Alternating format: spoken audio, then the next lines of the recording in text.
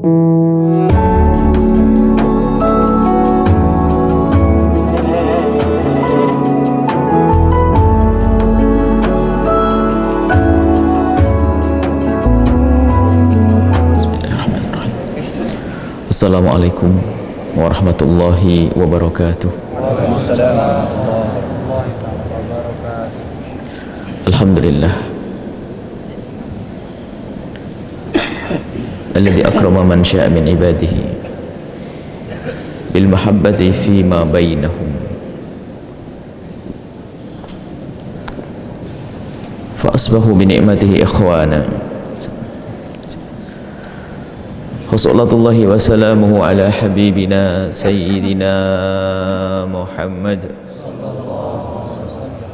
wa ala alihi al-muttahharin wa ashabihi at-tayyibin wat-tabi'ina lahum bi ihsanin ila yaumiddin.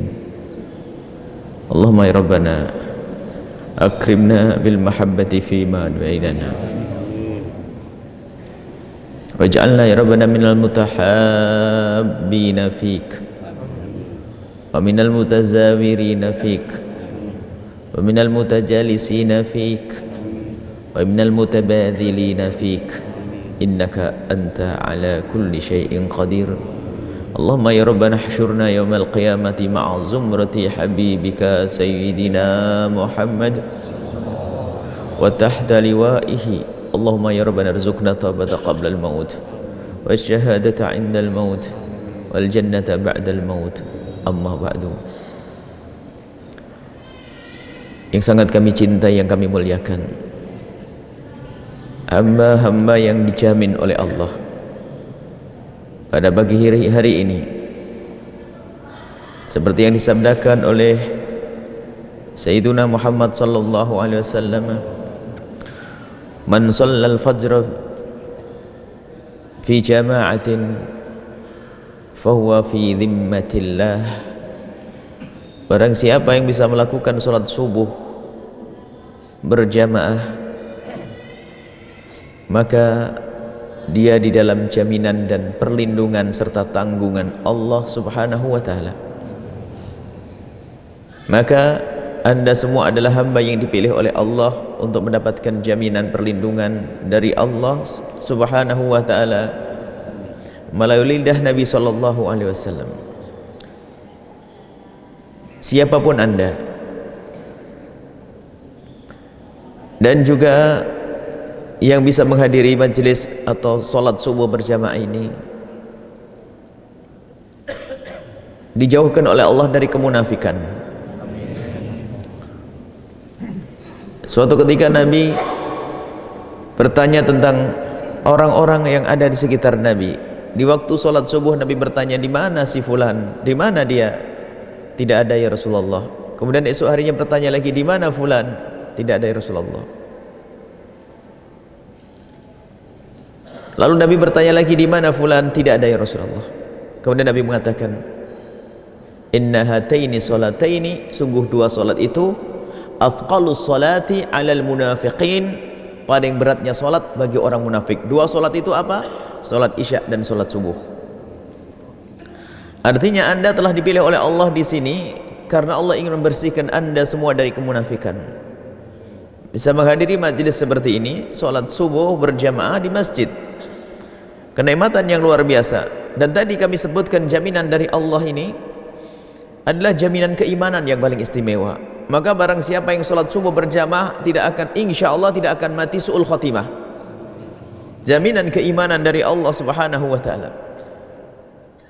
Bahkan kalau orang faham salat subuh ini adalah untuk kita membuat perubahan dalam segalanya, baik perubahan secara lahir dan batin, mulailah dengan salat subuh berjamaah. Yang ingin membuat perubahan, mungkin ada orang ahli maksiat yang ingin tobat kok berat dan susah, masih sering tercebur dalam kemaksiatan, kehinaan, mulailah dengan salat subuh berjamaah. Rumah tangga kehidupannya kok susah, dari sholat subuh berjamaah. Bahkan yang ingin mendapatkan jabatan, mulailah dengan sholat subuh berjamaah agar di saat menjadi pejabat yang benar. Yang ingin kaya, mulailah dengan sholat subuh berjamaah agar perjalanannya mencari rizki ditanggung dan dijamin oleh Allah, sehingga rizki yang didapat adalah rizki yang berkah dan halal. Sholat subuh berjamaah adalah istimewa. Maka Anda telah dipilih oleh Allah untuk bisa berkumpul di sini melakukan sholat subuh berjamaah, karena di sini ada banyak keistimewaan. Sebagian ulama mengatakan sampai 150 keistimewaan sholat subuh berjamaah. Belum lagi jika Anda, dalam hadis disebutkan man shalla al-ghadata, maksudnya sholat subuh fi jama'atin, dalam berjamaah, thumma qa'ada yadhkurullah, kemudian duduk di sini menyebut nama Allah, artinya tidak sibuk urusan dunia, menyebut nama Allah, termasuk di antaranya seperti ini makamnya makam zikir, hatta tatlu'a syamsu, sampai matahari terbit, thumma shalla raka'ataini, kemudian nanti melakukan salat 2 rakaat setelah matahari terbit, salat 2 rakaat, falahu ajru hajjatin wa umratin tamataini atau tamatan, maka bagi orang tersebut mendapatkan pahalanya haji dan umrah sempurna. Nah ini, maka beruntunglah Anda semuanya. Dan makna tatlu syamsi, sampai matahari terbit ini, kebanyakan ulama mengatakan sholat duha. Jadi setelah terbit matahari, nunggu sesaat 10 menit, kemudian melakukan sholat 2 rakaat minimal, itu akan mendapatkan pahala seperti pahalanya orang haji dan umrah. Ini kebanyakan ulama.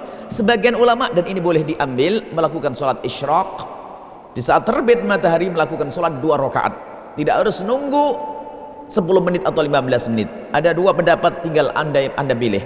Kalau Anda memilih pendapat yang kedua, boleh, dan itu pendapat sebagian para ulama juga.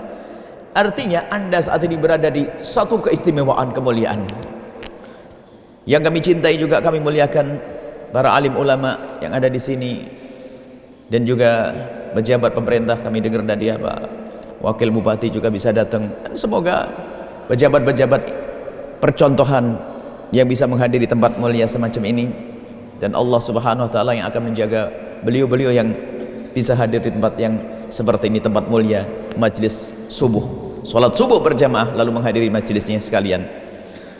Baik hamba-hamba yang dicintai oleh Allah, ketahuilah bahwa siapapun yang bertemu di dunia dengan saudaranya hendaknya punya niat. Semoga pertemuan kita saat ini adalah, dan niatkan ini, niat yang benar. Semoga pertemuan kita saat ini adalah muqaddimah pertemuan kelak di surga bersama Nabi Muhammad SAW. Dan sungguh semua pertemuan ini jika tidak membuahkan pertemuan nanti di surga, maka itu pertemuan sia-sia. Biarpun bapak dan anak, ibu dan anak, jika bukan untuk ketemu di surga nanti sia-sia. Dan awas, biarpun ibu dan anak pun ternyata di akhirat bisa menjadi musuh. Al-akhilla yauma idzin ba'duhum li ba'din adu. Biarpun itu anak, nanti di akhirat sudah tidak ingat ibunya yang menyusui jika ibunya tidak mengajak kepada kebaikan. Bahkan anak akan menuntut agar ibunya masuk neraka jahanam. Karena apa? Di dunia pertemuannya tidak dibangun karena kerinduan kepada Allah Subhanahu wa taala. Maka harus ada niat. Kita bertemu saat ini, mari kita niatkan semoga menjadi sebab kita bertemu kelak di surga bersama Nabi Muhammad sallallahu alaihi wasallam. Dan sungguh pertemuan pernah dikisahkan oleh Sayyidina Abdullah ibn Mas'ud radhiyallahu taala anhu, nanti itu ahli surga, dan semoga kita semua ahli surga. Ahli surga itu kalau sudah masuk surga itu rindu, bernostalgia, ingin bertemu dengan orang-orang yang pernah ditemui dulu waktu di dunia. Kenangan indah di saat bersama-sama melakukan kebaikan waktu di dunia. Dan ada satu ahli surga itu mencari, sudah ketemu sahabat-sahabatnya, berkunjung, yatazawarun, mereka saling kunjung. Ada satu sahabat yang tidak ada. Kemudian ahli surga ini mencari, tetap tidak bertemu. Lalu ahli surga ini bertanya kepada malaikat penjaga surga, wahai malaikat penjaga surga, aku punya satu sahabat kok tidak ada di surga ini, saya cari kok tidak ada. Kalau istilah mencari ahli surga itu jangan dibayangkan mencari orang di dunia, semua dimudahkan oleh Allah. Jadi pengen apapun sudah didatangkan, jadi nggak ada, nggak pakai pesawat pun bisa menjangkau mana-mana. Ini ukurannya bukan ukuran dunia. Kalau kita nyari orang kan susah, di sini bukan. Ahli surga itu mudah ketemu. Saya pengen ketemu fulan, dimudahkan ketemu. Saya ingin ketemu ini, dimudahkan bertemu. Lalu orang ini bertanya kepada malaikat penjaga surga, wahai malaikat penjaga surga, ada satu orang sahabatku kok tidak ada di sini. Malaikat menjawab, di akhirat ini hanya ada 2 tempat. Kalau tidak di surga maka di neraka. Jika dia tidak ada di surga, maka tempatnya di neraka. Ketakutan dia, mungkin sahabatku di neraka, mungkin. Akhirnya bertanyalah kepada malaikat penjaga neraka. Setelah bertanya kepada malaikat penjaga neraka, spontan dijawab, betul, si fulan sahabatmu itu ada di neraka. Apa kata ahli surga? Dia memohon kepada Allah, ya Allah, aku masih ingat kenangan indahku dengan dia dulu waktu aku duduk sesaat di dunia. Aku pernah bertemu sesaat di dunia karenamu ya Allah, karenamu. Maka dengan pertemuan singkat itu ya Allah, angkat dia ke surga ya Allah. Maka seketika itu disambut oleh Allah Subhanahu wa ta'ala, orang yang kecebur neraka ini diangkat ke surga oleh Allah berkat pertemuan di dunia yang sesaat karena Allah Subhanahu wa ta'ala. Pertemuan di dunia sesaat karena Allah. Pertemuannya bukan karena pangkat, pertemuannya bukan karena dunia, tapi pertemuannya hanya karena Allah. Ternyata menjadikan sebab orang tersebut diangkat ke surga. Maka semoga ini tidak ada yang kepleset ke neraka. Akan tapi ingat, dengan pertemuan indah semacam ini, kalaupun ada yang kepleset akan diangkat oleh yang lainnya. Semoga saya juga tidak kepleset. Kalau seandainya kepleset, Anda yang bakal mengangkat saya. Semoga tidak masuk neraka. Neraka tidak enak biarpun sedetik. Neraka tidak enak biarpun 1 menit. 1 menit neraka ngeri. Jangan mengentengkan neraka jahanam. Nah, mau disetrika setengah menit saja mau punggung kita. Punggung kita disetrika. Setrika itu hanya panasnya segini gedenya. Taruh di punggung setengah menit, 5 detik. Ayo, siapa yang mau? Neraka mengerikan, neraka pedih, neraka sakit hukuman Allah Subhanahu wa ta'ala di neraka. Semoga kita tidak masuk neraka jahanam. Tapi ingat, berkat pertemuan-pertemuan mulia semacam ini juga menjadi sebab kita akan selamat daripada hukuman Allah di neraka jahanam. Nah, kita perlu membangun pertemuan ini yang indah karena Allah. Pertemuan yang dibangun atas dasar cinta. Dan ingat, cinta ini membuat kita indah. Yang bikin susah ini adalah di saat kita itu saling benci. Coba kalau orang hidupnya saling benci ini di dunia sudah nggak enak, belum di neraka nanti nyungsep ke neraka. Kalau orang saling benci itu melihat mobilnya saja sudah sesak nafas, melihat rumahnya sesak, melihat ayam pelungnya itu, ayam pelung banyak di sini, melihat ayamnya sudah sesak nafas. Nasib buruk tuh orang yang punya hati pembenci. Dia diseksa sebelum seksa. Jadi semua rasa sakit itu biasanya kalau sudah nempel baru sakit. Kecuali penyakit hati yang namanya benci dan dengki itu. Belum apa-apa sudah sakit. Melihat mobilnya orang sakit. Akan tapi kalau orang sudah hatinya penuh dengan kecintaan, hiburannya, tetangganya beli motor ikut seneng padahal dia nggak beli. Tetangganya beli mobil ikut senang. Tetangganya mendapatkan kebahagiaan ikut senang. Begitu mudahnya orang yang hatinya bersih untuk mendapatkan hiburan dan kesenangan. Tapi sang pembenci, sang pendengki itu hidupnya capek dengan kebencian. Maka pekerjaan yang luar biasa besar yang harus kita lakukan adalah bagaimana kita bisa hidup indah saling mencintai karena Allah Subhanahu wa ta'ala. Dan ketahuilah kalau orang hidupnya saling mencintai karena Allah akan dicari kelak di akhirat. Yang dikatakan padang mahsyar menyeramkan, mengerikan. Katanya Masya Allah matahari sejengkal di atas kepala kita. Ternyata di situ ada hamba-hamba Allah yang mendapatkan perlindungan, dan di saat itu tidak ada perlindungan dan pertolongan kecuali perlindungan dari Allah, yaitu mereka orang yang saling mencintai karena Allah. Bahkan dipanggil dan disuruh oleh Allah, ainal mutahabbuna bi jalali, mana orang yang hidup di dunia saling mencintai karena aku, al yauma udhilluhum yauma la dhilla illa dhilli, hari ini akan aku beri perlindungan di saat tidak ada lagi perlindungan kecuali perlindunganku. Allah. Semoga kita termasuk orang yang mendapatkan payung Allah. Maka saat ini ayo kita tata hati kita, bagaimana kita bisa hidup saling mencintai karena Allah Subhanahu wa ta'ala. Hilangkan kebencian, hilangkan dengki. Dan kita harus memulai dari mana kita mulai menanamkan kecintaan ini.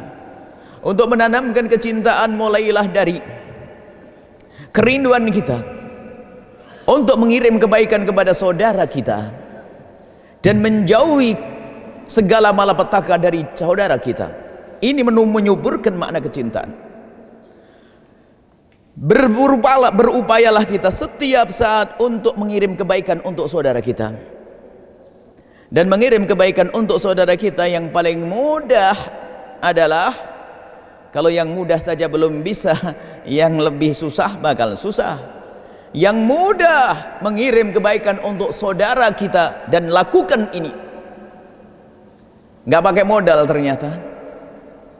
Kebaikan, mengirim kebaikan kepada saudara-saudari kita, yaitu membiasakan kita untuk mendoakan. Doa pakai modal? Nah, doa tidak pakai modal. Mulailah dari ini. Biasakan di antara kita saling mendoakan. Saling mendoakan saudara kita, khususnya di saat berpisah, kita tidak bertemu. Itu doa yang tulus dan ikhlas. Kalau mendoakan orang di depan mukanya, misalnya ada Pak Haji ngasih sarung sama kita, lalu kita doain Pak Haji semoga rezekinya banyak. Wah, ini bisa minta tambahan baju koko. Jadi doa yang paling hebat adalah doa kita untuk saudara kita di saat orang itu tidak ada di hadapan kita. Lakukan ini. Dia akan menumbuhkan kecintaan, akan memangkas kebencian di hati kita. Semarah apapun kita hendaknya, kita biasa untuk mendoakan saudara kita dengan doa-doa kemuliaan, doa kebaikan.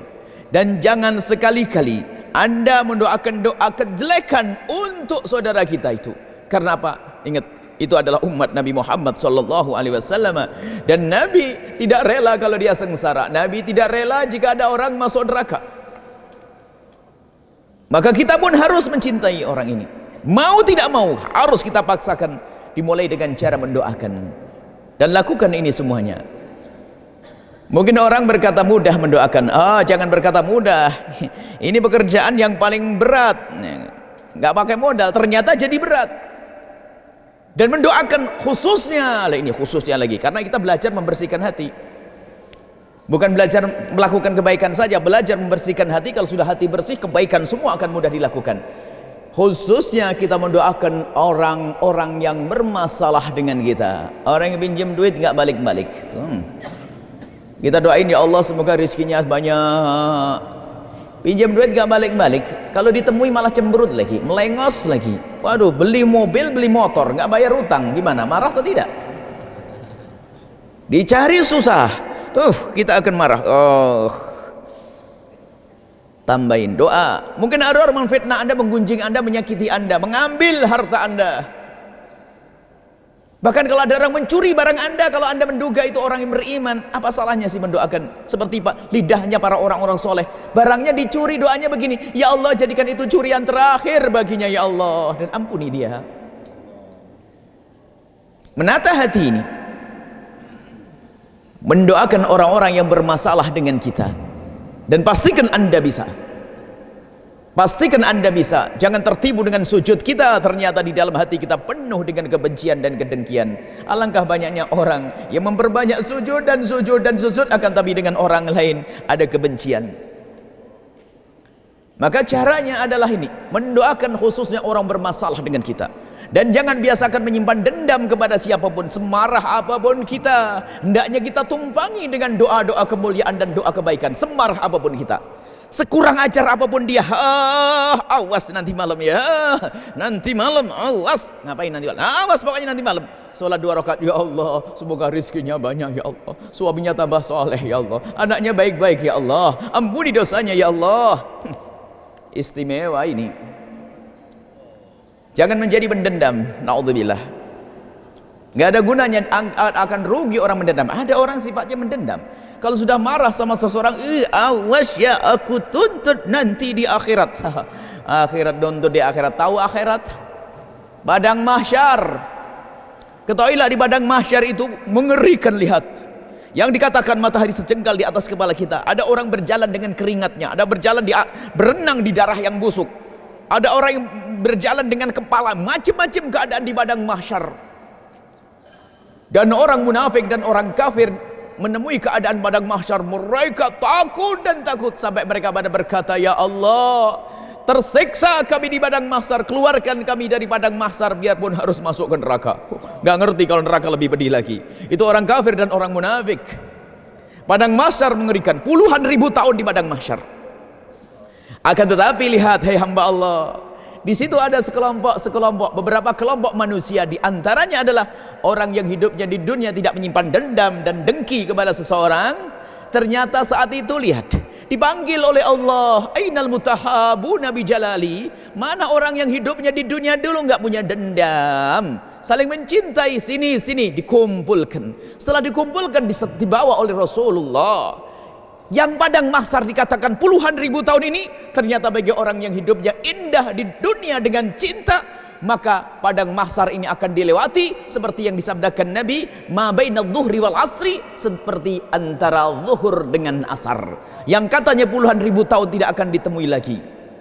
Ayo, rombongan orang yang hidupnya saling mencintai akan bersama rombongan Rasulullah meluncur ke surga. Sekarang tanyakan tuh yang mau menuntut di mana tuh? Tuntut tuh ketinggalan. Ngapain kau nyimpen dendam? Aku tuntut tuh, ayo tuntut. Rombongan Nabi Muhammad sudah ke surga, ini masih sibuk menuntut karena mengurusi dendam di dalam hatinya. Harus kita pangkas itu dendam. Semarah apapun kita, jangan sampai kita membiarkan dendam subur di hati kita, dengki subur di hati kita. Jangan. Semarah apapun kita dengan seseorang, dia adalah umat Nabi Muhammad SAW. Dan kehidupan di dunia akan berakhir. Sejahat apapun dia akan berakhir jahatnya dia kepada dia. Dan kalau anda ahli iman lalu sabar dengan kejahatan seseorang, memang kita menuntut hak kita, iya, akan tapi tetap kita tidak boleh mendoakan doa yang jelek. Kita menuntut hak kita misalnya, tapi tetap doakan, ya Allah semoga kau berikan dia kesadaran. Ya Allah, ampuni dia ya Allah. Dia telah zalim kepadaku, ampuni dia ya Allah. Ampuni. Jangan doakan doa jelek kepada siapapun. Nah ini, kalau orang sudah biasa mendoakan yang baik, Masya Allah, indah hatinya. Jangan biasa mendoakan yang jelek. Bahkan kalau kami sering ya guyon, tapi benar-benar juga tidak apa-apa. Begini, kalau anda marah seperti orang kepada seorang, mungkin anda tidak bisa melihat wajahnya, oke, karena terlalu bikin pegel dia. Melihat wajahnya, nek bahasa kita. Saya tidak, kalau lihat dia tidak kuat. Dia terlalu besar kejahatannya, boleh. Anda tidak melihat wajahnya, boleh. Tapi tidak boleh menjadi benci. Sayyidina Muhammad SAW beliau tidak mau melihat wajahnya Wahsy. Wahsy itu adalah orang yang membunuh Sayyidina Hamzah. Setelah masuk Islam, Nabi tidak mau melihat wajahnya. Bukan Nabi benci, akan tapi Nabi teringat pamannya. Tapi ini sudah masuk Islam. Tapi Nabi tidak membenci, tidak, karena ini umat beliau dan sahabat beliau.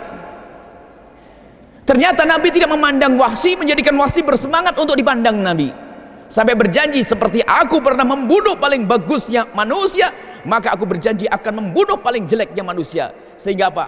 Dibayar utangnya Wahsy yang pernah membunuh Sayyidina Hamzah. Wahyi diberi kesempatan oleh Allah untuk membunuh Musailamah Al-Kadzdzab, orang yang paling dusta saat itu dan pembenci Islam, dibunuh oleh Wahsy. Selesai. Akhirnya Wahsy bersama Rasulullah SAW.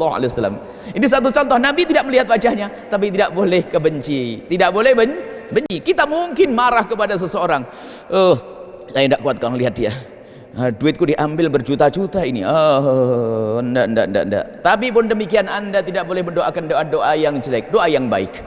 Bahkan doanya begini sajalah, enak-enak, ya Allah semoga dia masuk surga. Tapi gini aja tambahin, ya Allah, karena surga luas ya Allah, kan tingkat-tingkat, pokoknya saya bedanya, tingkatnya beda agar saya tidak lihat dia ya Allah. Masih nggak bisa, ini keterlaluan betul manusia ini. Ya pokoknya ini, jangan nuruti dendam di dalam hati anda, kebencian di dalam hati anda. Pokoknya doain kebaikan, doa baik, ya Allah berikan kebaikan kepada dia. Semarah apapun kita, ini adalah kunci yang harus kita miliki. Ini adalah modal besar. Nggak ada artinya anda mendendam kepada siapapun, nggak ada gunanya. Kemudian ini mendoakan orang yang berbuat salah kepada kita, ini kok berat banget ya. Ini kayak melakukan operasi besar ini. Operasi besar ini. Oh, nggak bisa Bu ya. Nggak bisa. Baik. Kalau memang anda berat, saya kasih obat bius. Memang dalam operasi kan begitu. Kalau mau nanti dadamu dibelah, ya udah kasih obat bius, diam aja. Maka saya kasih obat bius. Mau ya? Mau. Obat bius dia yang ngasih ini Rasulullah. Rasul yang memberi kita obat bius agar kita tidak ragu mendoakan orang lain dengan doa kebaikan. Minum obat bius ini. Apa sabda Nabi sallallahu alaihi wasallam?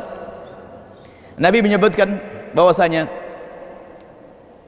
ma min 'abdin muslimin yad'u li akhihi al-muslimi ala dhahril ghaibi ila wa qala al-malaku wa laka bimithlin. Nabi menyebutkan tidak ada seseorang muslim yang mendoakan saudaranya di saat saudaranya tidak ada di hadapannya, kecuali malaikat mereka mengatakan engkau dapat duluan.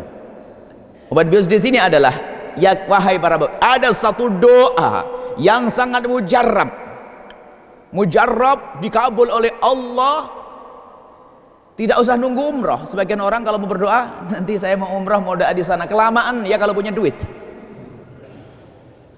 Ada satu doa yang sangat mudah dikabul oleh Allah tapi sangat dilupakan oleh hamba Allah, yaitu mendoakan orang lain di saat orang itu tidak ada di hadapan kita. Ini saya mendapat pesan dari guru-guru mulia kami. Kalau hajatmu yang sangat mendesak, cari orang yang paling kurang ajar kepadamu, kemudian kau doakan dia dengan doa kebaikan, maka malaikat menjawab kamu dapat duluan. Ayo, hai beres kan? Ini obat bius, masih nggak bisa lagi, keterlaluan ini. Jangan daftar masuk neraka, ngeri neraka itu. Jadi kalau anda mendoakan orang lain, orang yang bermasalah dengan anda, orang yang menyakiti anda, ya Allah, anda pengen anaknya soleh, anda pengen rezeki yang banyak, anda pengen apa? Doain aja orang kurang ajar itu. Ya Allah, doain ya semoga itu orang kurang ajar kepadaku, kau beri rezeki yang banyak ya Allah. Semoga istrinya solehah, anaknya baik-baik ya Allah. Malaikat menjawab, malaikat berdoa untuk kita, untuk anda, walaka bimithlin, engkau mendapatkan seperti yang engkau panjatkan. Oh, kurang dosisnya kurang tinggi ini. Apalagi ini mujarrab, dan lakukan ini semuanya. Bahkan sebagian orang itu, sebagian para orang itu kalau tidak diganggu sama orang itu nunggu kapan ada orang ganggu saya, biar buat modal saya berdoa nih. Tidak ada yang ganggu saya ini. Jadi jangan merasa pusing diganggu. Jangan merasa pusing. Dan ini akan, kalau sudah makna kecintaan ini tumbuh indah. Antara pedagang-pedagang makna cinta, antara ustadz dengan ustadz makna cinta. Tapi kalau sudah kebencian ada di dalam hati seorang hamba, tidak pandang itu saudara, kisah Qabil Habil akan terulang kembali. Bermusuhan dengan adiknya, bapaknya sama ibunya rebutan waris, gak ada henti-hentinya. Padahal dia jago umrah, jago haji. Itulah orang masuk neraka lewat Mekah. Na'udzubillah, gak sadar. Karena apa? Kebencian di dalam hatinya, permusuhan di dalam hatinya. Maka lihat, biasakan mendoakan orang lain. Ini muqaddimah, ini masalah kecintaan. Biarpun waktunya sudah habis, nanti bertemu lagi pada yang ini baru muqaddimah ibu pulun. Muqaddimah ini, muqaddimahnya sudah berat ya Bapak. Muqaddimah ya berat, gimana isinya nanti? Nah, semuanya ringan-ringan. Kita tidak mengajar yang berat, kita mengajar yang ringan, yang indah-indah coba ya. Nah, kalau sudah orang saling mencintai itu indah. Jadi buah atau faedah dari kita mendoakan orang lain, yang pertama adalah menjadi sebab doa kita dikabul oleh Allah. Satu. Yang kedua, memangkas kebencian dan dengki di dalam hati kita. Jangan dituruti. Kalau anda dengki pada seseorang, anda punya toko kecil, toko sebelah kok gede banget. Ini yang repot, berat. Toko sebelah gede, yang belanja pakai mobil-mobil. Sementara kita punya toko kecil, belanja beras 2 kilo, mie. Tatanya suruh doain, ya Allah semoga tetanggaku yang tokonya gede semakin gede. Berat banget ini. Ya, nggak bisa doa, makanya nyungsep terus kita punya usaha. Mestinya kalau tetangga kita dengan rezeki yang melimpah, kita doain, ya Allah tetanggaku itu orang kaya, ya Allah jadikan dia orang kaya ahli surga, dan jadikan dia orang kaya yang baik, ya Allah. Karena doa anda dikabul oleh Allah, tatanya besok datang kepada anda, mau nggak mustahil diajak kerjasama, anda pun terangkat bisnisnya. Kan ada orang yang berjuang ternyata untuk orang lain, kan ada, dan anda dapat bagian karena dia orang baik. Tapi kalau dia tetap jahat, anda akan tetap digiles. Kalau anda mendoakan jelek kepada orang yang pinjam duit kepada anda, ada orang tuh baik, cuman jeleknya kalau pinjam duit gak balik-balik, kan gitu ada kan? Baik dia, sholat iya, ini iya, baik, cuman giliran pinjam duit itu cuek. Nah, karena anda marah, anda doain doa yang jelek. Doa jelek anda dikabul oleh Allah. Ternyata dia sekarang tambah kejahatannya, bukan pinjam duit gak balik-balik, akhirnya besok mulai nyolong, anda yang dicuri lagi, kan rugi. Nah, makanya jangan doain jelek deh, rugi, anda dapat batunya nanti. Jangan memaksa untuk doa jelek. Ini wajib kita doakan yang baik untuk siapapun. Di kalangan para ustadz pun jangan ragu. Kalau ada majelis ustadz sana, ya Allah makmurkan majelis ini, jadikan yang belajar orang-orang soleh ahli surgamu semuanya. Sebab kalau namanya hasud itu bisa menjangkit, hasud dan benci bisa menjangkit orang-orang bodoh, bisa menjangkit orang pandai sekalipun. Bisa menjangkat orang bodoh. Bahkan Imam Ghazali mengatakan la hasada ka hasadil ulama. Kalau sudah di kalangan ustadz pun terjadi saling kebencian, lebih serem lagi ngalah-ngalahin pedagang. Kalau pedagang itu nanti bisa bertemu dalam kebutuhan yang sama. Misalnya saya pedagang beras, Anjingan Umar juga pedagang beras. Naudzubillah, anggap saja musuhan dunia ini, naudzubillah, anggap saja berumama. Ini kan musuhan dunia sesaat, ataunya ada penjualan beras murah. Biayanya 100 juta, saya punya 50 juta. Kalau saya beli 50 juta nggak boleh. Saya bisa komunikasi. Ustaz, beli yuk, murah ini, barang murah. Bisa ketemu sama-sama bisnis. Bisa besanan kok. Tapi kalau kebencian masalah ilmu, masalah inilah hasadul ulama. Di antara ulama kalau terjadi kebencian serem, umat yang jadi korban. Semuanya kalau kita punya sifat benci, lihat Qabil Habil karena dengki dan benci. Maka dari itu ayo dengan biasa mendoakan orang lain dengan doa-doa kebaikan, khususnya orang yang bermasalah dengan kita, itu untuk memangkas kebencian. Bahkan kami selalu mengingatkan, jika ada dua orang bersahabat, jika Anda bersahabat kok mereka lupa mendoakan di saat berpisah, maka ingat kedua-duanya adalah pendusta. Persahabatannya hanya pengen makan bareng atau numpang di mobilnya saja. Naudzubillah. Dua bersahabat kalau belum bisa mendoakan di saat berpisah, dua-duanya pembohong dan pendusta. Lihat diri Anda sendiri, tidak usah nengok orang lain. Kita ngukur diri kita karena hati kita yang tahu. Hati orang kita tidak tahu, akan tapi kita pulang dari tempat ini, ayo kita berusaha untuk menjaga hati kita, menanamkan kerinduan, kecintaan kepada sesama. Sebab-sebab hilangnya cinta, ayo kita pangkas. Kalau kita marah dengan seseorang, kita tumpangi dengan panjatan-panjatan doa. Ini yang baru yang pertama. Setelah itu baru ditingkatkan nanti yang kedua. Dengan apa? Insya Allah pertemuan yang akan datang, mukadimahnya memberi kebaikan. Memberi kebaikan itu adalah ya, apakah kita datang, misalnya ada orang mendapatkan rezeki, kita datang kepada yang mengucapkan selamat, Masya Allah. Mungkin kita ngedemet, beli mobil, beli mobil duluan ya. Masya Allah Pak Haji, beli mobil mobilnya bagus ya Allah. Sudah ada garasi mobilnya belum? Taruh di rumah saya aja man. Nah, diperangi dong, jangan dituruti. Memberi kebaikan. Sudahlah kalau Anda punya marah dan benci kepada seseorang, di samping mendoakan tadi, obat yang mujarab begini, saya marah, Anda marah pada seseorang, agar marah Anda hilang, kasih duit. Ibu kalau marah sama seorang kasih duit bu, kalau nanti marahnya tidak hilang, bencinya tidak hilang, saya ganti duitnya. Nabi yang mengatakan tahabu, saling memberi hadiah akan menjadi cinta. Jadi kita marah sama seseorang, marah benar, 1 juta hilang. Mau marah gimana kasih duit? Hilang. Coba mujarab ini, bukan malah Anda menjauhkan dari kebaikan itu. Ini langkah selanjutnya. Sekarang ada orang hilang duit tapi seneng, ada atau tidak? Anda punya anak pengen beli sesuatu, tak taunya Anda mikir gak punya duit, akhirnya nabung. Anak Anda pengen sekolah di mana, biaya mahal, pengen misalnya melanjutkan pendidikan di Hadramaut misalnya. Tak taunya gak punya duit, butuh berapa 30 juta, anaknya pinter, hebat, gak punya uang, Anda nabung, tak taunya giliran punya duit, Anda bisa memberangkatkan. Senang atau tidak? Senang kan? Padahal Anda kehilangan duit. Lah kok bisa senang? Karena Anda mencintai anak Anda. Nah, kan? Hilang duit senang karena dengan cinta. Makanya kalau sudah ada cinta, ini kebaikan mudah dilakukan, berderma segala macam, Allah hiburannya enak. Baik, ini saja mungkin. Masih ada waktu? Kalau ada waktu saya beri kesempatan tanya jawab, karena kami ingin kenal lebih dekat. Pengajian sudah cukup, nggak usah banyak-banyak. Ini saja 2 diamalkan beratnya setengah mati kok ya. Tapi wajib diamalkan, dipaksa. Setiap hari Anda paksa. Lidah Anda harus berani berucap doa biarpun hati masih mengingkari.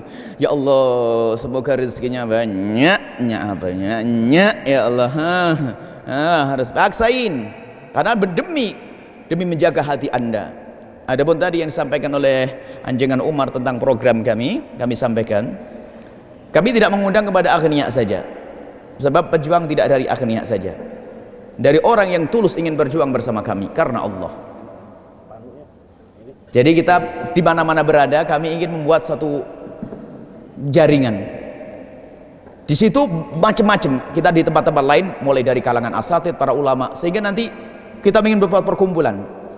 Dan yang kita bangun adalah perjuangan bukan untuk kita, bagaimana kita membuka kesempatan untuk semuanya bisa berjuang. Makanya biasanya kami itu pengen buat stasiun radio di setiap tempat. Untuk siapa radio? Ya bukan untuk saya saja, siapapun ustadz yang mau bergabung, oke, bisa ngisi radio, mungkin stasiun televisi, membuat pondok dan sebagainya.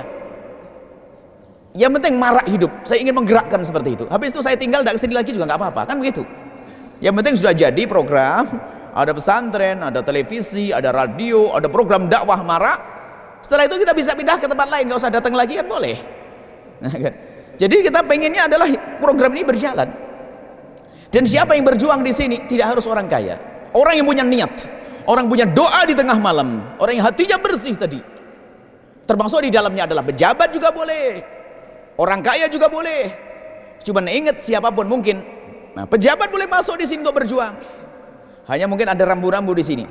Yang kami inginkan adalah Anda berjuang dengan yang Anda miliki, bukan miliknya orang lain. Artinya begini loh, yang diberi oleh Allah ilmu dengan ilmu Anda, yang diberi oleh Allah kekayaan dengan kekayaan Anda, pejabat dengan jabatannya. Artinya dengan jabatannya apa? Ya mungkin masalah urus izin dan sebagainya. Bukan dari duit pemerintah untuk program dakwah kita. Duit pemerintah, program pemerintah teramat banyak. Ini sudah kami komando di mana-mana. Sebab ada sahabat kami di beberapa tempat sudah terlanjur berjuang, membuat jalan kepada bantuan pemerintah dan sebagainya. Ternyata kami tidak menerima bantuan pemerintah. Bukan kita membenci pemerintah, tidak. Kami lebih senang jika ada orang kaya di sini tersentuh hatinya lalu berbuat baik, maka selamatlah dia. Nah, ini tujuan kita membawa orang selamat. Coba kalau dapat pembantuan dari Pemda, Buya Yahya di Cianjur mendapatkan dana 20 miliar. Saya pengen tahu yang selamat dari orang kaya siapa nanti? Nggak ada yang ikut bergabung dengan kami kan? Orang kaya cuma mengatakan, dapat 20 miliar. Nah, semakin yang kaya semakin pelit, semakin gigir. Jauh dari Allah, rugi saya. Maka saya tutup di sini, tidak ada. Kami hanya ingin, misalnya ada pejabat, jangan duit pemerintah, duitmu sendiri. Nah, itu. Nah, itu, duitmu sendiri. Karena apa? Aku ingin engkau selamat. Orang kaya, duitmu. Bagi yang tidak punya kekayaan, Anda boleh menyampaikan kepada orang lain. Ada program besar di sini. Yang kami rindukan apa? Ada lahan, ada bangunan di atasnya. Yang ngurusi siapa? Anda. Cuman saya akan menertibkan, ada pengaturan, ada program, ada manhaj, ada ini. Harus, karena harus, kalau tidak ada aturannya nggak beres. Dan kami berharap bahwasanya buat pondok yang gratis. Nah, ini berat lagi saya bebani. Pondok yang gratis. Harus begitu. Maka ini perlu orang-orang yang niat karena Allah Subhanahu wa taala. Bukan hanya orang punya duit loh ya. Punya duit gak punya niat gak berarti. Ya 5.000 saja ngeluarin duit 5.000 dan milih yang paling jelek 5.000-nya. Ini kita perlu orang yang sadar dengan perjuangan. Ini kalau sudah nanti bertemu dengan para pejuang-pejuang, lihat mudah. Jadi termasuk kami dengan kawan-kawan kita di Jawa Timur membuat pondok pesantren. Kemudian di Batam ada stasiun radio, di Pontianak stasiun radio, di Bogor stasiun radio. Radio itu adalah dakwah yang paling gampang zaman sekarang. Saya duduk di tempat ternyata sudah didengar di mana-mana. Para ustadz-ustadz, para anjingan ini duduk di sebuah tempat ngisi, bahkan semua majelisnya direkam, nanti bisa diputar lagi. Manfaatnya besar untuk umat Nabi Muhammad SAW. Pondok pesantren mencetak kader ulama. Mencetak kader ulama, lihat, kita mati, ternyata orang yang kita didik, yang kita biayai itu terus belajar, mengajar dan mengajar dan mengajar. Kita di alam barzah mendapatkan kiriman pahala kemuliaan. Itu mungkin tadi yang disampaikan, bukan mengundang orang agriak saja, tapi mengundang orang yang ada himmah, niat untuk berjuang di jalan Allah. Ayo. Apa yang kita buat? Pondok boleh, stasiun radio nanti akan kita cari komunikasi, mungkin di sini ada dari pejabat, mungkin ada tahu kanal-kanal kosong, kita akan ambil alatnya. Nanti gampang, kita kirimi alat. Kalau orang Cianjur nggak mau belikan alat, kita carikan alat. Tetangga, orang Bandung juga bisa, orang Bogor juga bisa. Nah, sebab dalam berbuat baik harus berlomba-lomba, nggak boleh ketinggalan. Karena apa? Umat ini rusak gara-gara apa? Program tidak jelas. Karena pondok ini penting, pondok ini yang menyelamatkan umat. Stasiun radio, televisi ini adalah sebab kerusakan umat. Kita ingin membangun dengan cara bagaimana mereka merusak, dengan itulah kita akan membangun. Semoga Allah memilih ahli-ahli surga yang bisa berkumpul dengan kita. Ini saja, insya Allah. Jika ada waktu kita tutup bertanya jawab. Baik, silakan mau tanya jawab biar semakin dekat kita. Baik, karena waktunya tinggal 20 menit, kalau kakak yang mau bertanya kami minta singkat saja. To the point, tidak perlu banyak. Dan seperti yang disampaikan oleh Buya, kalau tadi saya sampaikan kami akan ada pesan awal seperti itu, mohon maaf lanjut pada konsorsium yang 38 anggota, kami mohon untuk supaya program ini cepat berjalan, bisa bergabung juga nanti jam 10 pada seluruh anggota konsorsium dari semua ormas. Kita sama-sama bergabung agar program ini cepat berjalan. Kami tunggu juga sampai jam 10 atau jam 11 di Atapa. Baik, yang mau tanya silakan. Ya. Paling dekat Assalamualaikum warahmatullahi wabarakatuh. Waalaikumsalam warahmatullahi wabarakatuh. Ustaz, tadi kita mendoakan, tapi bagaimana kalau utangnya jutaan dan sulit untuk membayar pada dia kaya? Lebih baik kita bebaskan atau doakan saja. Baik. Orang utangnya banyak, tapi dia kaya. Pertanyaan, apakah kita doakan sama dibebaskan? Yang paling pertama dan utama adalah kita mendoakan. Biarpun setelah itu kita masih menagih kepada dia.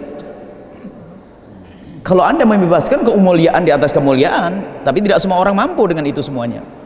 Intinya adalah jangan sampai Anda menyimpan marah dengan dia lalu dendam. Maka doakan, ya Allah, utangnya banyak, sering lari-lari, ya Allah. Kan enak doa yang baik, barang mungkin diterima oleh Allah. Ya Allah, semoga kau beri kesadaran kepadanya, ya Allah, sehingga dia bisa bayar utang, sehingga tidak ada beban nanti di akhirat. Aku takut kalau dia utangnya kepada yang lainnya saja juga, ya. Doakan, nomor satu doa. Kalaupun setelah itu Anda mau menuntut dengan cara yang baik dan mulia. Kalaupun dia melakukan sesuatu yang tidak baik, tidak boleh. Itu kadang-kadang setan beginilah, ini dahsyatnya setan. Setan itu kalau masukkan orang ke neraka itu adalah dengan begitu. Orang pinjam duit gak balik-balik. Makanya yang pinjam duit biar masuk neraka. Sama dua kakak beradik berebut waris. Maka orang setan mengajari orang agar merebut waris saudaranya. Yang merebut waris masuk neraka bersama setan. Yang direbut waris dia adalah ahli surga. Mestinya kan begitu. Orangnya asalkan sabar. Cuman orang setan gak seneng dia masuk surga.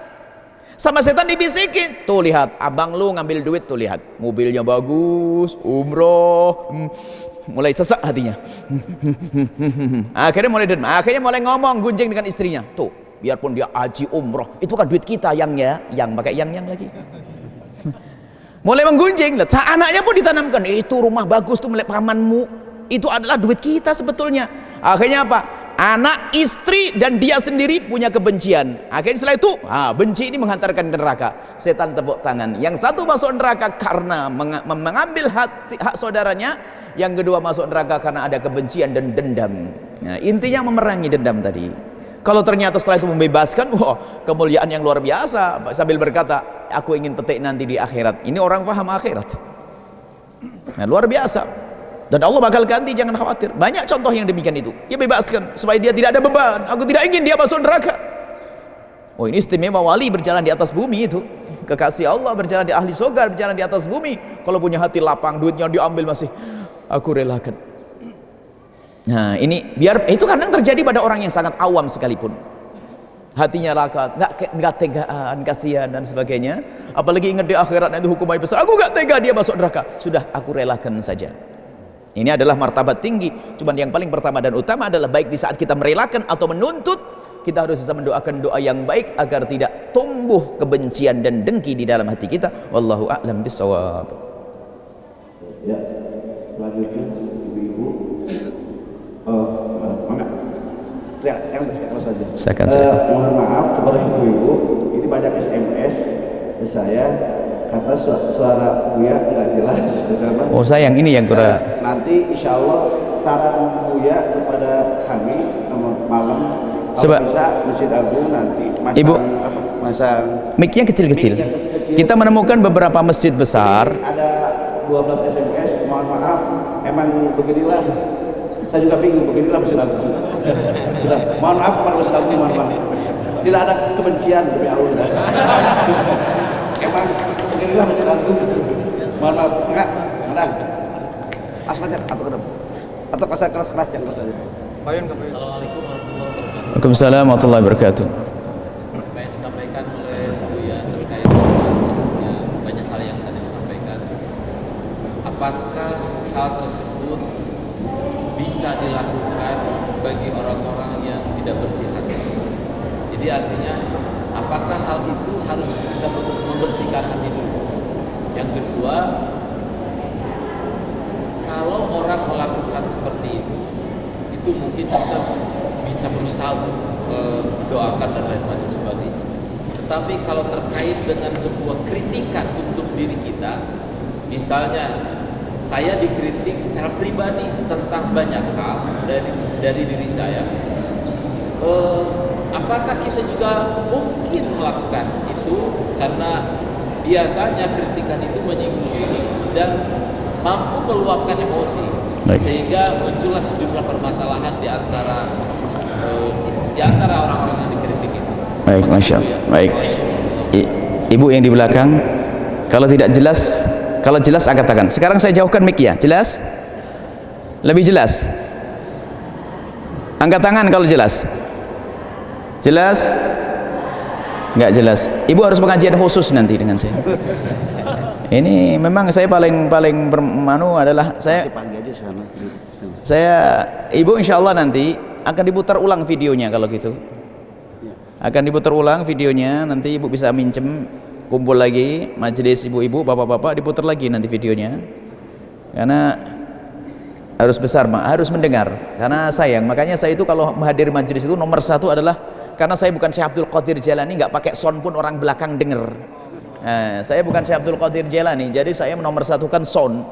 Kalau mengerti begini nanti saya buat sound. Saya bawa sound kecil tadi sebetulnya. Saya buat sound kecil kedengaran semua di sini. Saya mobil ada sound kecil. Kalau kasusnya begini saya persiapkan dengar semuanya nanti. Saya bawa mobil sound kecil. Jadi sound kecil itu suaranya lantang kayak tua kecil itu, tapi kemana-mana. Mohon maaf ibu, insya Allah. Tapi yang penting ibu niatnya benar, insya Allah hatinya bersih nanti. Baik. Sayang kalau tidak mendengar. Ada pun pertanyaan, mana yang lebih dahulukan, mendoakan atau membersihkan hati? Ketahuilah bahwasanya yang justru yang kami sampaikan itu adalah untuk membersihkan hati. Orang hatinya kotor itu capek. Orang hati kotor itu capek. Dendam, benci, sombong. Pertanyaan yang kedua, kalau Anda dikritik, kalau saya dikritik itu kan ditunjukkan kejelekanku. Coba begini, permasalahannya adalah kesombongan di dalam diri kita. Kritik itu adalah agar kita lebih baik, aslinya kan begitu. Contoh, Imam Ghazali buat contoh begini. Kalau ada suatu ketika, kritik kadang-kadang kritiknya pedes. Imam Ghazali, kalau kamu ingin baik itu, cara pertama, kamu korek-korek kekuranganmu. Kamu nyari-nyari kesalahanmu sendiri, kekuranganmu sendiri. Cuman ternyata yang pertama ini berat sekali, susah orang lihat kekurangannya sendiri. Maka yang kedua adalah minta tolong ke orang lain, suruh melihat kekuranganmu. Minta tolong koreksi saya dong.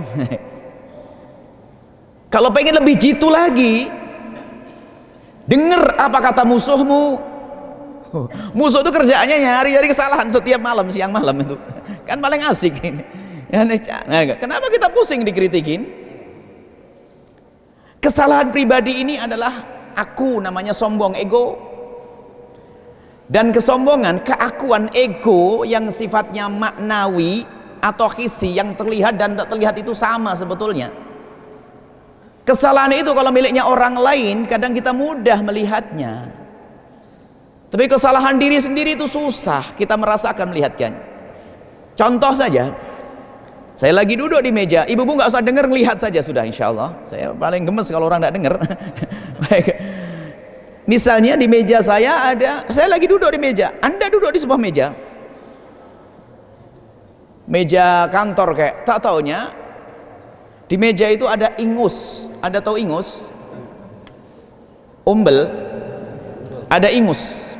Kesentuh tangan Anda, pasti Anda jijik. Anda orang normal, astagfirullahaladzim, siapa ini buang ingus di sini? Jijik kan? Pasti segera dibersihkan. Baik, ini ingus. Cuman saya bertanya, Anda pernah pilek? Nyantai ya, ingus nyantai, bebas. Padahal bahannya sama. Ingus yang keluar dari hidung Anda sama ingus yang di meja bahannya sama persis. Tapi kenapa dengan ingus yang di meja Anda jijik, tapi dengan ingus sendiri tidak. Ingus sendiri ada akunya. Makanya kadang begitu, kesalahan diri itu susah untuk dilihat, tapi kesalahan orang gampang. Maka untuk memangkas babnya tadi sama. Kalau kita dikritik ini bab lain lagi. Kita harus senang dikritik oleh seseorang. Diingatkan seseorang senang. Biarpun cara ngingetnya nggak benar, kita harus berpikir sehat. Contoh, di leher Anda ada kalajengking. Tatanya ada orang langsung, kalajengking sambil dipukul, ceplak, lari kalajengkingnya, sakit. Apa Anda kata? Terima kasih. Apakah Anda perlu berkata, kurang ajar kamu, mestinya pelan-pelan, biar aku kesengat dulu itu? Nggak ada.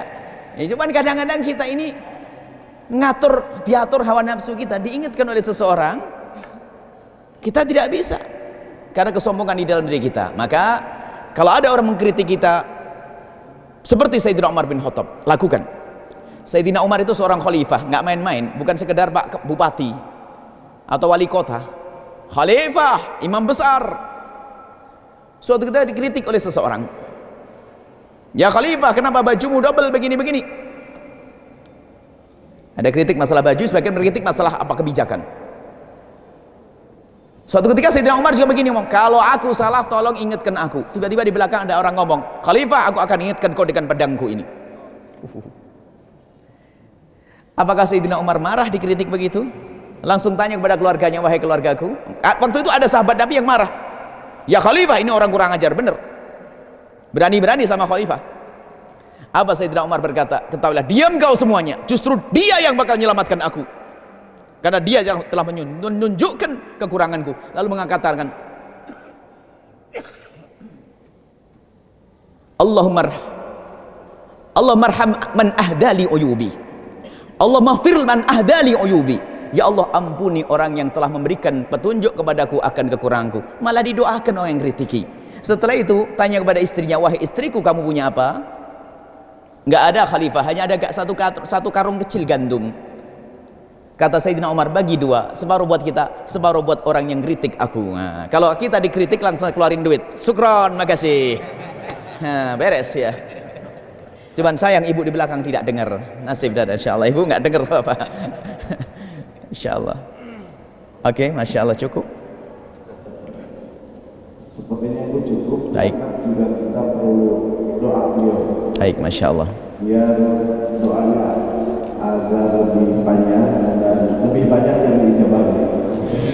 Karena doa yang dilakukan setiap doa satu dijawab. Kalau banyak doanya banyak dijawab. Oleh karena itu cukuplah saja. Masya Allah. Terserah. Ya, baik. Terakhir. Yang keras. Waalaikumsalam. Tentang kritik. Ya, tentang kritik. Bagaimana kalau yang dihina itu bukan diri kita, bukan keluarga kita, tapi agama Allah dan ayat Allah? Bagaimana sikapnya? Baik. Apakah yang harus dilakukan? Ada pembahasannya, ini luas. Ngaji tidak cukup sekali. Ada lanjutannya. Yang kita harus mudah memaafkan tadi adalah segala kesalahan orang kepada kita, urusan diri kita. Kalau urusan agama Allah mah beda. Jangan sampai istrinya tidak sholat, aku sabar, aku maafkan engkau tidak sholat. Oh enggak, gila itu. Bukan itu. Makanya insya Allah ada pertemuan lagi dengan Buya nanti. Jadi ini dosa kepada manusia, dosa. Ada orang berbuat salah kepadaku. Kalau urusan saudaraku, tetanggaku diganggu, saya harus menjaga. Ada orang difitnah, saya akan membela. Tapi kalau aku difitnah, nggak perlu membela aku. Kalau aku diganggu, tapi orang lain, agama khususnya. Jadi memaafkan itu adalah urusan pribadiku, sebab hubungannya dengan aku. Jangan salah tangkap. Al-Quran dihina, misalnya Nabi Muhammad dihina, sabar, kata Buya suruh mendoain. Memang mendoakan tetap, tapi doanya beda. Ya Allah, semoga kau beri hidayah. Dan ini mungkin yang kita lupakan. Kami seru pada kaum muslimin dan muslimat. Orang yang paling kurang ajar kepada Rasulullah dan Al-Quran ini, memang secara lahir kita harus misalnya harus jihad, misalnya harus ini dan sebagainya. Itu satu sisi. Tapi yang kita sering lupa adalah kita memanjatkan doa di tengah malam. Ya Allah, berikan kepadanya hidayah. Ayo, pernah atau tidak? Karena orang yang paling jahat saat ini bisa ternyata dia adalah Khalid bin Walid. suatu ketika nanti. Artinya apa? Khalid itu mula-mula memusuhi Nabi. Paling dahsyat sampai rombongan Nabi itu terpukul mundur waktu perang Uhud itu karena Khalid bin Walid. Sayyidina Umar bin Khattab sebelum masuk Islam, wah serem nih ya. Siapa yang nggak takut dengan Sayyidina Umar? Melihat orangnya saja orang pada ketakutan. Ternyata begitu mudahnya Allah menjadikan Sayyidina Umar pendukungnya Rasulullah. Sayyidina Khalid bin Walid menjadi panglima terhebat, tidak pernah terkalahkan. Memang kita selesaikan urusannya.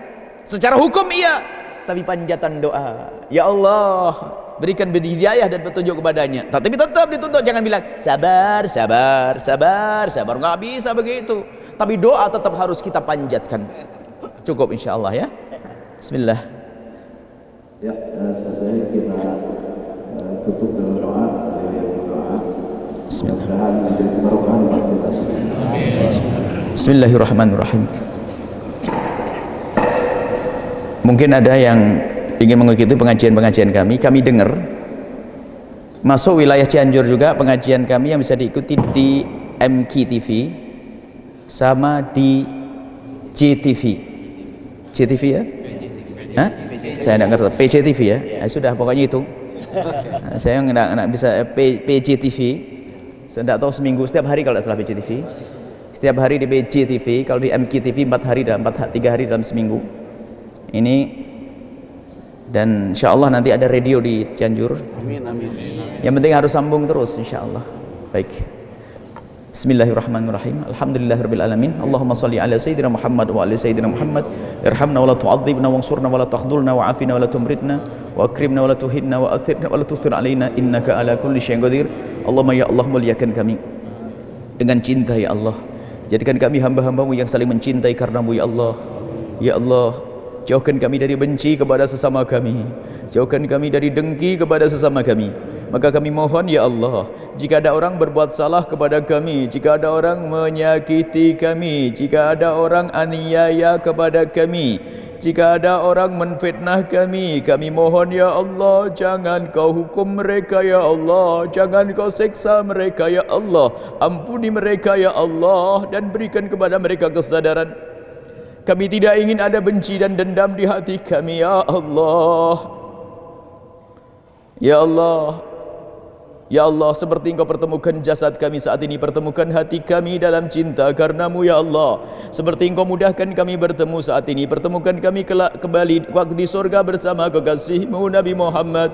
Ya Allah, jika ada di antara yang hadir ini ada kakak adik yang bermusuhan gara-gara peninggalan dan warisan, kami mohon ya Allah, lembutkan hati mereka ya Allah, sehingga mereka mudah mengembalikan kepada yang berhak atau memaafkan ya Allah. Jangan sampai mereka terus berlarut dalam permusuhan dan kebencian ya Allah. Ya Allah, ya Allah, Engkau Maha tahu siapa mereka ya Allah. Ya Allah, ya Allah, dan kami mohon ya Allah, para ulama-ulama yang ada di sini, yang berjuang di sini, berikan kepada mereka kekuatan ya Allah, kekuatan untuk berjuang, dan jadikan mereka ulama-ulama yang saling mencintai karenamu. Tidak ada kebencian dan kedengkian di antara mereka ya Allah. Kami tidak ingin ada orang yang membawa umat kepadamu ya Allah, tapi mereka masuk neraka. Kami tidak rela itu semua ya Allah.